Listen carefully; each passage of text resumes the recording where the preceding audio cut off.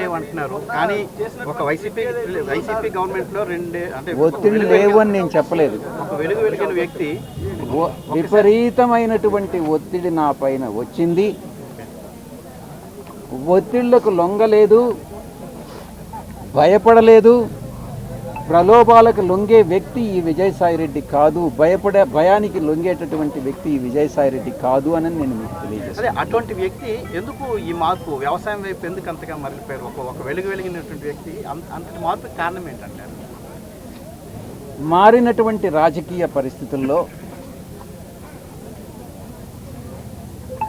వైఎస్ఆర్ కాంగ్రెస్ పార్టీలో నేను గతంలో చెప్పినట్టుగా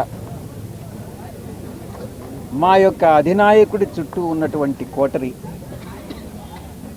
నా పట్ల వ్యవహరించినటువంటి తీరు, మా నాయకుడు వారి మాటలు విని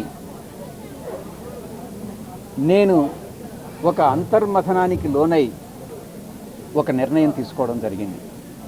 అంతేగాని వేరే ఇంకా ఏది కూడా కాదు. సార్, ప్రధానంగా వైసీపీలో మీరు నెంబర్ 2గా ఉన్నారు.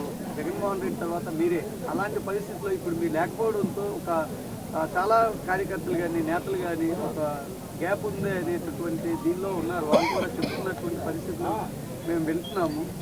నేను అట్లయితే అలా భావించట్లేదు. జగన్మోహన్ రెడ్డి గారు సమర్థుడు. ఆయన పార్టీని మేనేజ్ చేసుకోగలడు.